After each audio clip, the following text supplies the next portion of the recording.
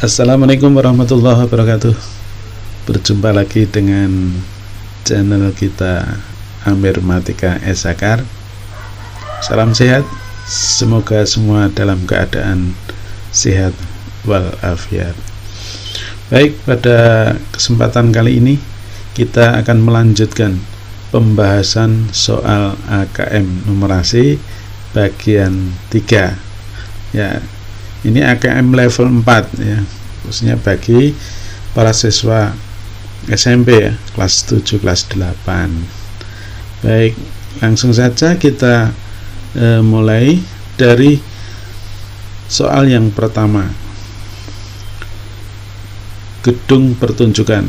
Nah, ini pada gambar ini hanya sebagai ilustrasi saja. Dalam suatu gedung pertunjukan terdapat 9 baris kursi.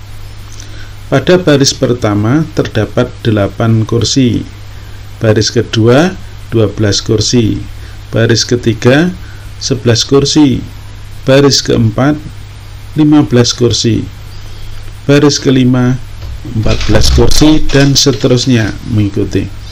Jadi polanya sama. Kemudian pertanyaannya, berapa banyak kursi pada baris paling belakang? Nah, kita tuliskan dulu baris pertama tadi. Ini ada 9 baris, berarti baris paling belakang baris yang ke-9. Kita perhatikan, baris pertama 8, baris kedua 12, baris ketiga 11 kursi, baris keempat 15 kursi. Nah, kelima nanti 14 ya.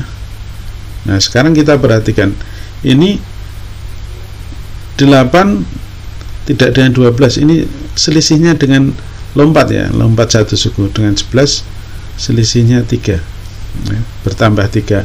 Sedangkan 12 ke 15 ini juga 3. 11 ke 14 juga 3. Berarti kita tinggal lanjutkan saja.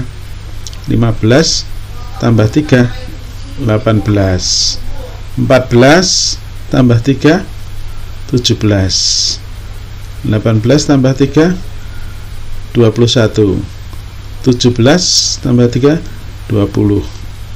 Oke, baris ke-9 kita hitung 1 2 3 4 5 6 7 8 9. Nah, baris ke-9 ternyata 20. Jadi jawabnya adalah 20 kursi. Oke. Kita lanjutkan soal yang kedua, masih dengan gedung pertunjukan ya. Biasanya penonton lebih memilih untuk duduk pada 3 baris terakhir. Tentukan banyak kursi seluruhnya yang dapat ditempati pada 3 baris terakhir tersebut. Nah, kita tampilkan lagi tadi ya, ini susunan barisan tadi ya, dari 9 baris kursi tadi, jumlah atau banyaknya kursi pada 3 baris terakhir. 3 baris terakhir 1 2 3, berarti mulainya dari 17 ini ya. Berarti 17 tambah 21 tambah 20 diperoleh 58. Jadi jawabnya 58 kursi ya, banyaknya pada 3 baris terakhir. Oke, bisa dipahami. Kita lanjutkan soal yang ketiga. Dalam suatu pertunjukan terisi penonton sebanyak 3/4 dari kapasitas seluruh kursi. Jadi dalam pertunjukan itu ternyata penontonnya ya, dari kursinya itu terisi 3/4 dari seluruh kursi. Tentukan benar atau salah pernyataan berikut berdasarkan informasi di atas. Oke.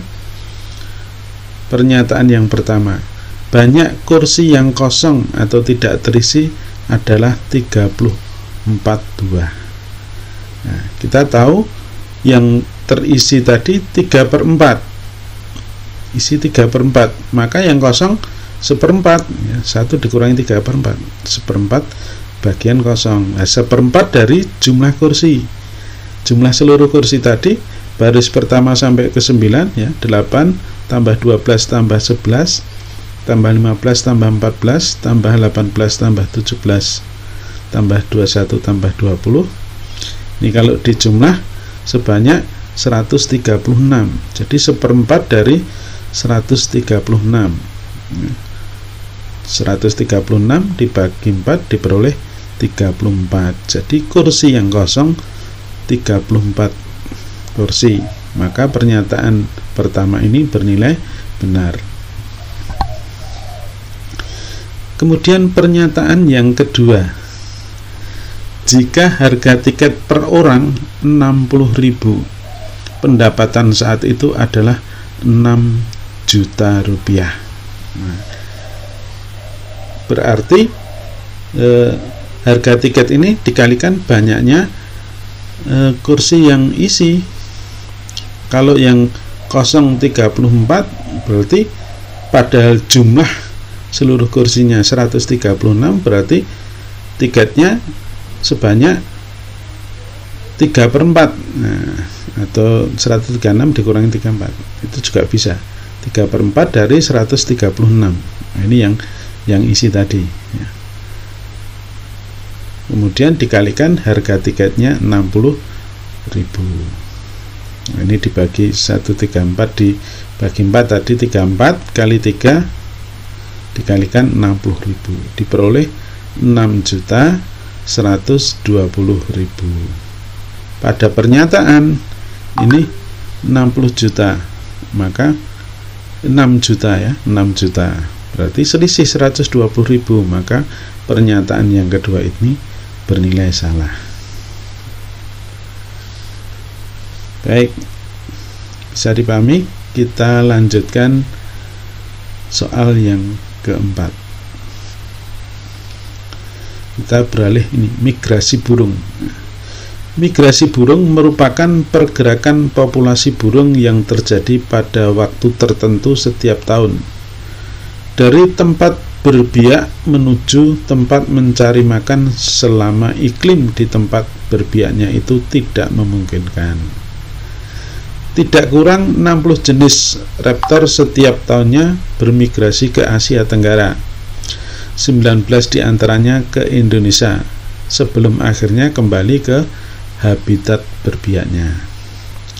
Ando, seorang peneliti migrasi burung, mencatat pergerakan burung seperti pada gambar ini. Kita perhatikan, ini burung ya. Baris pertama ini ada 1 burung, baris kedua ini 3 ekor, nah, baris keempatnya 5 ekor, terus berikutnya 7 ekor dan seterusnya. Jadi pada gambar. Pertanyaannya, jika banyak barisan dalam formasi burung tersebut ada 12, berarti ada 12 baris burung, banyak burung pada barisan terakhir dan banyak burung seluruhnya yang ada dalam kelompok tersebut adalah titik-titik. Oke, mari kita bahas. Nah, ini pilihannya ya. Ada 5 opsi. Ini tadi polanya ya, dari baris pertama 1 burung, 1 ekor, 3 ekor, 5 ekor, 7 ekor. Nah, kita perhatikan selisih setiap barisnya ini 2, baris kedua dan 3 juga selisih 2, ini juga selisih 2. Nah, berarti seperti barisan hitung. Nah, karena selisihnya tetap. Nah, tadi ada 12 baris. Berapa burung pada baris yang ke-12 ya. Yang terakhir U12 suku pertama, nah, karena 12 baris ditambah 2-nya ini 11 kali, dari suku pertama sampai ke-12 kan 11 kali, nambahnya 11 kali, 2 sebanyak 11 kali, maka 1 ditambah 11 kali 2 sama dengan 1 ditambah 11 kali 2 22, sehingga diperoleh 23. Itu, atau dengan rumus A plus N-1B, N nya 12 kurang 1, 11, ini bedanya 2. Sekarang tadi yang kedua ditanyakan jumlah seluruh burung, berarti S nya ya, S12 ya. Maka bisa kita hitung suku pertama ditambah suku terakhir, jadi baris pertama 1 ekor, baris ke-12 tadi 23 ya, ditambahkan dikalikan banyaknya baris dibagi 2, karena ada 12 baris dibagi 2.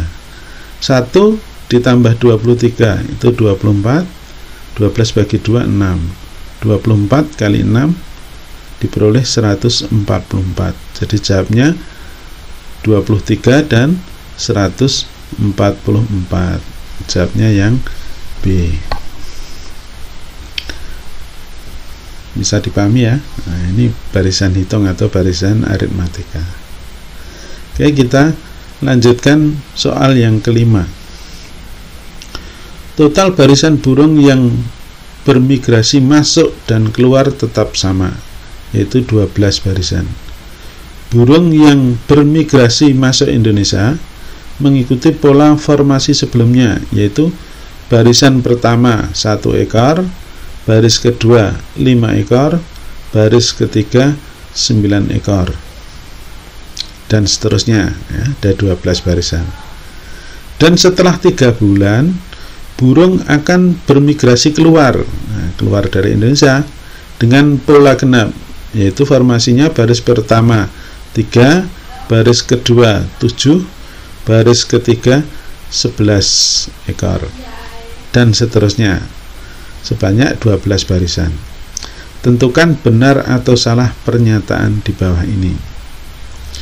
Oke, pernyataan pertama, banyak seluruh burung atau banyak burung seluruhnya yang bermigrasi masuk adalah 276. Nah, yang masuk ini tadi ya, polanya 1, 5, 9, 1, 5, 9 dan seterusnya. Berarti ini bedanya 4 ya, tambahnya 4 terus. Nah, maka bisa kita hitung seluruhnya, yaitu S12 sama dengan banyaknya barisan bagi 2 atau N per 2 ya, yaitu 12 per 2 dalam kurung 2 kali suku pertama 2A, rumusnya 2A, 2 kali 1 ditambah N-1B, N-1 nya 12 dikurangi 1 ini 11, bedanya 4.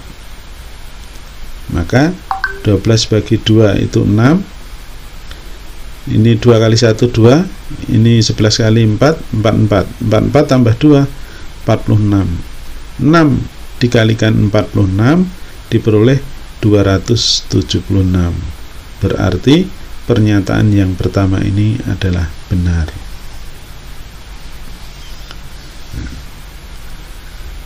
Oke, kemudian yang berikutnya, pernyataan kedua, terjadi peningkatan lebih dari 10% banyak burung yang migrasi keluar bila dibandingkan dengan banyak burung yang bermigrasi masuk. Kita lihat keluarnya polanya 3, 7, 11 dan seterusnya. Ini sama, bedanya 4. Nah, sekarang jumlah yang keluar sama cara menghitungnya, 12 per 2 ya, N per 2, 2 kali A, A nya ini 3 ditambah 11, bedanya sama 4. 12 per 2 6, nah, ini 2 kali 3 6 ditambah 44, 6 tambah 44 itu 50, sehingga 6 kali 50 adalah 300 ya. Sehingga yang migrasi keluar itu 300 ya, 300.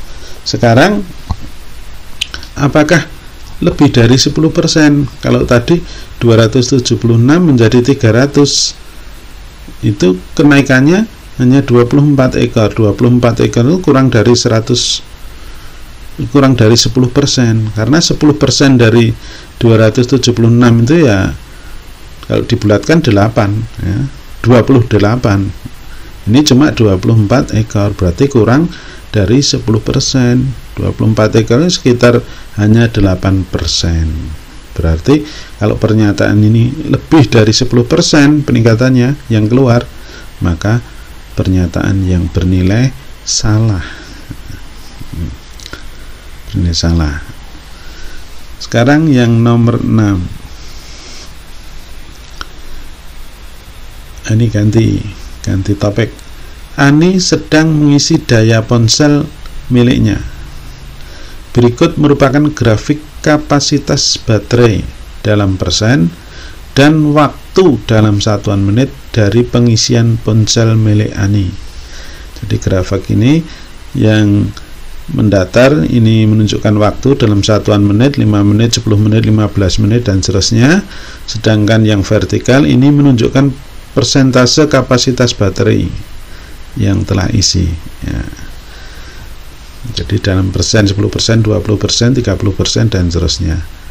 Pertanyaannya, berapa persentase kapasitas ponsel yang tersisa saat pengisian dimulai? Pengisian dimulai berarti dari awal ini pengisian dimulai berapa persen? Nah, ini 40%. Ya, jadi 40% itu tinggal lihat gambar ini karena ini menunjukkan 40, berarti ponselnya itu tersisa 40% saat dimulai pengisian. Kita lanjutkan yang nomor 7, masih masalah yang sama. Jika baterai dalam keadaan habis, artinya 0%, sudah total, maka berapa menit waktu yang dibutuhkan Ani hingga ponsel terisi penuh? Kalau ini tadi kan dari 40, sekarang kalau mulainya dari 0%, maka harus mengisi sebanyak 100%. Kita perhatikan dulu dalam pengisian ini 5 menit bertambahnya berapa? 10% ya, dari 40 ke 50 10%. Ini 5 menit lagi tambah lagi dari 50 ke 60 ya, tambah 10%. Artinya setiap tambah 10% itu membutuhkan waktu 5 menit.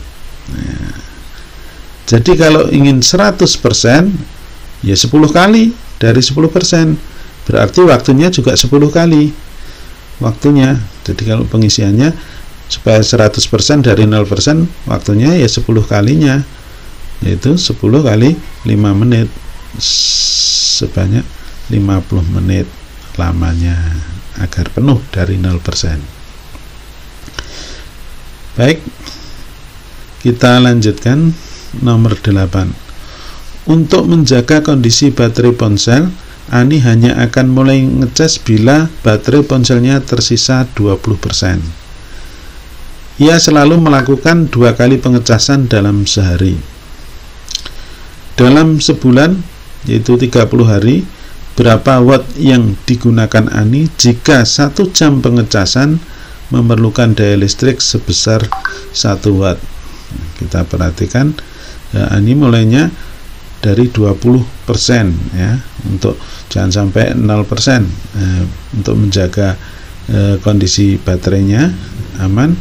Pengisian kalau sudah 20%, berarti supaya penuh 100% nambahnya 80% ya. 100% dikurangi 20%, 80%, sekali ngecas 80%. Padahal tadi dalam grafik tadi setiap 10% itu 5 menit waktunya, berarti waktu sekali ngecas, nah, ini kalau 10% jadi 80% kan kali 8, maka waktunya juga kali 8 kali 5 menit, karena setiap 5 menit 10%, kalau 8 kali kan 80%, yaitu 8 kali 5 40, jadi sekali ngecas 40 menit. Itu sekali ngecas, padahal dalam satu hari 2 kali pengecasan, berarti 2 kali 40 menit, 80 menit. Ini waktu satu hari. 1 bulan 30 hari, berarti 30 kali 80 menit dalam 1 bulan atau 30 hari, yaitu diperoleh 2400 menit. Kalau dijadikan jam, karena 1 jam dibagi 60 diperoleh 40 jam. Jadi selama 1 bulan 40 jam, padahal 1 jamnya itu memerlukan 1 watt ya, daya listriknya. Berarti kalau 40 jam memerlukan 40 watt. Itu jadi selama 30 hari memerlukan 40 watt. Baik, kita lanjutkan yang nomor 9. Jika Ani mengisi daya ponsel sambil digunakan, maka kemiringan garis pada grafik di atas akan semakin landai. Dengan kata lain, kemiringannya berkurang. Apakah pernyataan ini benar? Jelaskan. Nah, sekarang kalau mengisi sambil digunakan, berarti baterainya terisi dan juga berkurang. Nah, otomatis lebih lama waktu pengisiannya ya, karena saat dicas digunakan, maka pengisiannya semakin lama. Ini mengakibatkan semakin landai. Ini benar. Jadi nanti semakin lama, tidak lagi 10%-nya 5 menit, bisa lebih dari 5 menit setiap. Nah, ini grafik yang biru ini ya, semakin landai. Nah, ini kalau digunakan. Kalau tidak digunakan, nah ini seperti merah ini. Maka benar, kalau digunakan maka kemiringannya akan semakin landai.